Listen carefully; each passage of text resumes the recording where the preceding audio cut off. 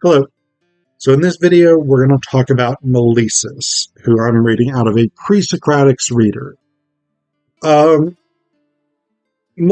I don't think is a particularly interesting pre-Socratic philosopher, at least from what's included in this reading.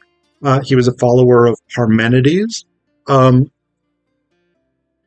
so like Parmenides, Melissus believes that there's only one thing. Everything that exists is one thing. It's unchangeable. It is without limit, whatever it is. And a big thing for Melissus seems to just be defending that position. I mean, there are some minor refinements he makes to it, slightly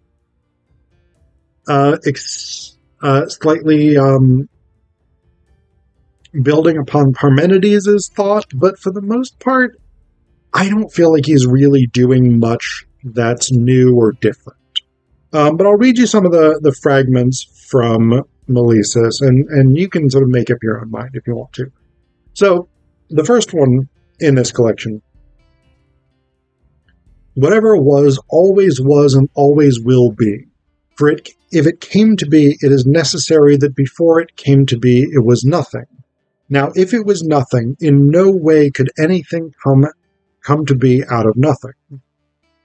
So, I mean, this is an argument that on its face seems quite reasonable, right? This is a maxim, a proverb, nothing comes from nothing. Do we know it's true, then? And this is really kind of the issue, right? This is where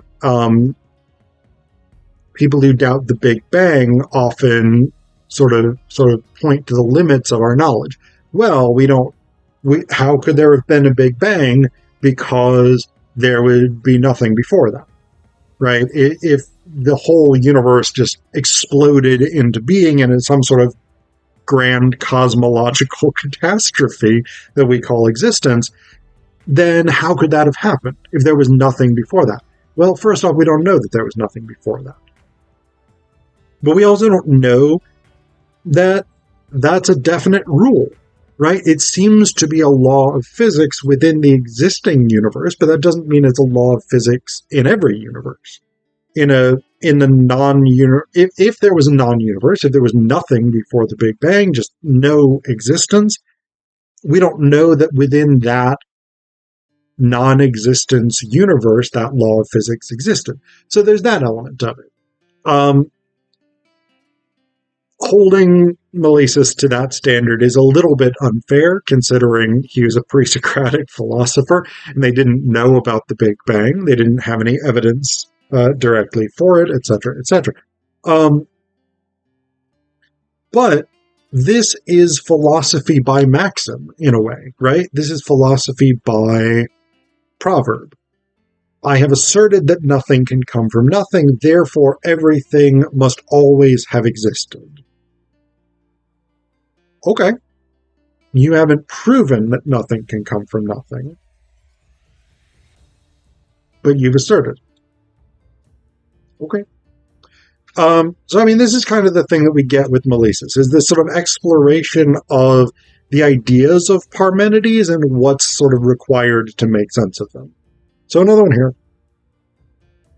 Now, since it did not come to be, again, he's sort of assuming that this argument is logically sound. It is and always was and always will be, and does not have a beginning or an end, but is unlimited. For if it had come to be, it would have a beginning. For having come to be, it would have begun at some time, and an end. For having come to be, it would have ended at some time. That doesn't necessarily follow.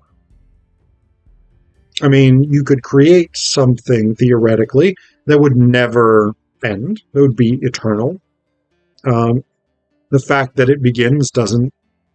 being eternal doesn't necessarily... Or being immortal, I guess, is maybe a better way of thinking about it. Being immortal doesn't necessarily require that you have always been immortal. But that's neither here nor there. Except that it's actually a potential weakness of Melissus's position. But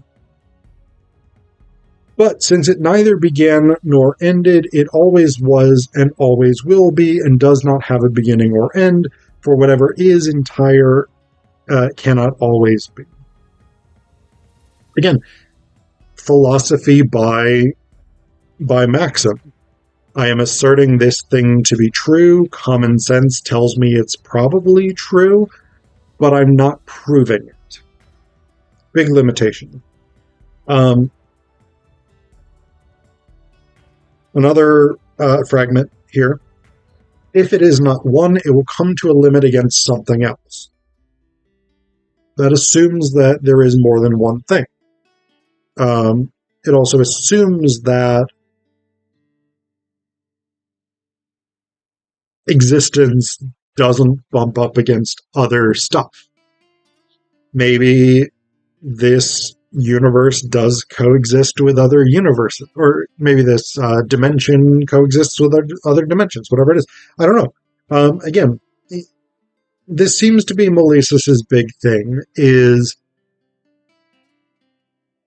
in order for Parmenides to be correct, here are the assumptions that you need to make. But he's not presenting them as these are assumptions. He's presenting them as these are self-evident truths that I don't need to provide evidence for. And so philosophically, scientifically, that's a bad approach. Yeah. So, I'm going to read you one more, and this is a lengthy fragment. It more or less works the same kind of way, but you see this thought process developed in greater detail. Thus it is eternal and unlimited, and one and all alike, and it cannot perish or become greater or be rearranged or feel pain or distress. For if it experienced any of these, it would no longer be one. For if it became different, it is necessary that what is not alike, but what previously was perishes, and what is not comes to be. Now, if it should become different by 1 hair in 10,000 years, it will all perish in all of time. But it is not possible for it to be rearranged either. For the arrangement that previously was is not destroyed, and an arrangement that is not does not come to be. But when nothing either comes to be in addition or is destroyed or becomes different, how could anything that is be rearranged? For it has become all. For if it became at all different, it would indeed already have been rearranged. Nor does it feel pain, for it could not be all if it were feeling pain. For a thing feeling pain could not always be. Nor does it have equal power to what is healthy. Nor would it be alike if it were feeling pain. For it would feel pain because something is being taken away or added, and it would no longer be alike. Nor would what is healthy be able to feel pain, for what is healthy and what is would perish, and what is not would come to be. And the same argument applies to feeling distress as to feeling pain. Nor is any of it empty, for what is empty is nothing, and of course what is nothing would not be. Nor does it move, for it is not able to give way anywhere, but is full. For if it were empty, it would not give way into the empty. But since it is not empty, it does not have anywhere to give way. It cannot be dense and rare, for it is impossible for the rare to be equally full as the dense, but the rare immediately proves to be emptier than the dense. And it is necessary to make this the grounds for deciding whether something is full or not full. If something moves or can move, it is not full, but if it neither moves nor can move, it is full. Now it is necessary that it is full if it is not empty.